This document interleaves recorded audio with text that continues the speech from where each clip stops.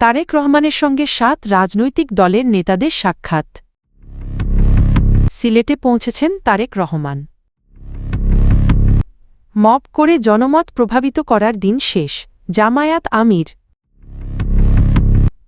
বিএনপিতে যোগ দিলেন সাবেক তথ্য প্রতিমন্ত্রী আবু সাঈদ। পোস্টাল ব্যালট সফল হলে বাংলাদেশের নাম উজ্জ্বল হবে, বিএনপির চেয়ারম্যান তারেক রহমান। এর সঙ্গে রাজধানীর গুলশানে বিএনপি কার্যালয়ে সাক্ষাৎ করেছেন বাংলাদেশ জাতীয় পার্টি বিজেপি সহ ৭টি রাজনৈতিক দলের নেতারা।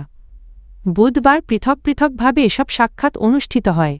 সাক্ষাতে অংশ নেন বিজেপির আন্দালিব রহমান পার্থোয়াম জনতার, মিয়া মসিউজ্জামান ন্যাব ভাসানীর, আজহারুল ইসলাম জন অধিকার পার্টির, ইসমাইল হোসেন, সম্রাট নেজামি ইসলাম পার্টির, এ.কে.এম. আশরাফুল হকগণ ফোরামের সুব্রত চৌধুরী এবং গণতান্ত্রিক বাম ঐক্যের হারুন চৌধুরী।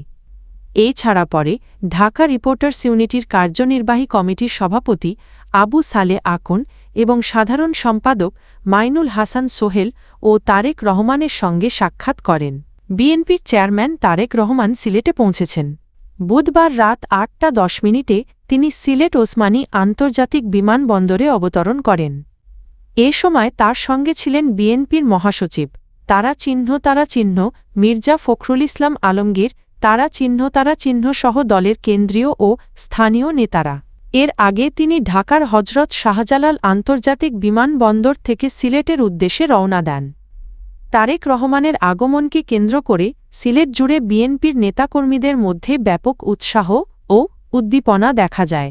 বিমানবন্দর এলাকায় দলীয় নেতাকর্মী ও সমর্থকদের উপস্থিতিতে প্রাণচাঞ্চল্য সৃষ্টি হয়। বিমানবন্দর থেকে তিনি সরাসরি হজরত শাহজালাল মাজার জিয়ারত করেন। এরপর হজরত শাহপরান এর মাজার জিয়ারত শেষে দক্ষিণ সুরমার সিলামে অবস্থিত তার শ্বশুরবাড়ির উদ্দেশ্যে রওনা দেন। তারেক রহমানের সফর উপলক্ষে মাজার প্রাঙ্গণ পরিষ্কার পরিচ্ছন্ন ও সাজানো হয়। নিরাপত্তা ও শৃঙ্খলা রক্ষায় নেওয়া হয় বিশেষ ব্যবস্থা। দলীয় নেতাকর্মী ও সাধারণ মানুষের উপস্থিতি বিবেচনায় সার্বিক ব্যবস্থাপনায় সমন্বয় করা হয়। বিষয়টি নিশ্চিত করে বিএনপির কেন্দ্রীয় সহ সাংগঠনিক সম্পাদক মিফতাহ সিদ্দিকী জানান ঘিরে সব ধরনের প্রস্তুতি সম্পন্ন করা হয়েছে। উল্লেখ্য, দলীয় প্রধানের দায়িত্ব পাওয়ার পর এটি তারেক রহমানের সিলেটে প্রথম সফর। প্রায় ২১ বছর আগে সর্বশেষ তিনি সিলেট সফরে এসেছিলেন বিএনপির যুগ্ম মহাসচিব হিসেবে। বাংলাদেশ জামায়াতে ইসলামীর আমির ডা. শফিকুর রহমান বলেছেন, জনগণের মতামতের প্রতিফলন ঘটবে এমন একটি শান্তিপূর্ণ ও সুষ্ঠু নির্বাচন চান তারা, যেখানে কোনো ভয়ভীতির পরিবেশ থাকবে না। বুধবার রাজধানীর ইবনে সিনা হাসপাতালে ঢাকা -15 আসনের মিরপুর কাফরুল পীরেরবাগ এলাকায় হামলায় আহত জামায়াতের নেতাকর্মীদের খোঁজখবর নিতে গিয়ে সাংবাদিকদের সঙ্গে আলাপকালে তিনি এসব কথা বলেন। ডা. শফিকুর রহমান বলেন, নির্বাচনের আচরণবিধি লঙ্ঘনের বিষয় ব্যবস্থা নেওয়ার জন্য নির্ধারিত কর্তৃপক্ষ রয়েছে। কেউ অভিযোগ করলে সংশ্লিষ্ট কর্তৃপক্ষই তা দেখবে, কিন্তু কোনো ব্যক্তি বা দলের মব সৃষ্টি করে পদক্ষেপ নেওয়ার এখতিয়ার নেই। তিনি মব রাজনীতির তীব্র নিন্দা জানিয়ে বলেন, মবের মাধ্যমে জনমত প্রভাবিত করার দিন শেষ। এখন মানুষ অনেক বেশি সচেতন। তিনি আশা প্রকাশ করেন, দেশে মব রাজনীতির এখানেই অবসান ঘটবে। আওয়ামী লীগের সাবেক তথ্য প্রতিমন্ত্রী ও সাবেক গণফোরাম নেতা আবু সাঈদ আনুষ্ঠানিকভাবে বিএনপিতে যোগদান করেছেন। বুধবার বিকেল ৪টার দিকে তিনি বিএনপিতে যোগ দেন। বিষয়টি নিশ্চিত করেছেন বিএনপির মিডিয়া সেলের সিনিয়র সদস্য সায়রুল কবির খান। এ সময় আবু সাঈদ বিএনপির মহাসচিব মির্জা ফখরুল ইসলাম আলমগীরের হাতে ফুলের তোড়া তুলে দেন। উল্লেখ্য, আবু সাঈদ ১৯৯৬ থেকে ২০০১ সাল পর্যন্ত পাবনা -১ আসনের সংসদ সদস্য ছিলেন এবং একই সময়ে আওয়ামী লীগের তথ্য প্রতিমন্ত্রীর দায়িত্ব পালন করেন। ২০০৮ সালে আওয়ামী লীগ তাকে মনোনয়ন না দিয়ে শামসুল হক টুকুকে প্রার্থী করে। এরপর তিনি দলীয় রাজনীতি থেকে ধীরে ধীরে সরে যান। ২০১৮ সালে তিনি গণফোরামে যোগ দিয়ে ধানের শীষ প্রতীকে পাবনা -১ আসনে নির্বাচন করেন, তবে পরাজিত হন।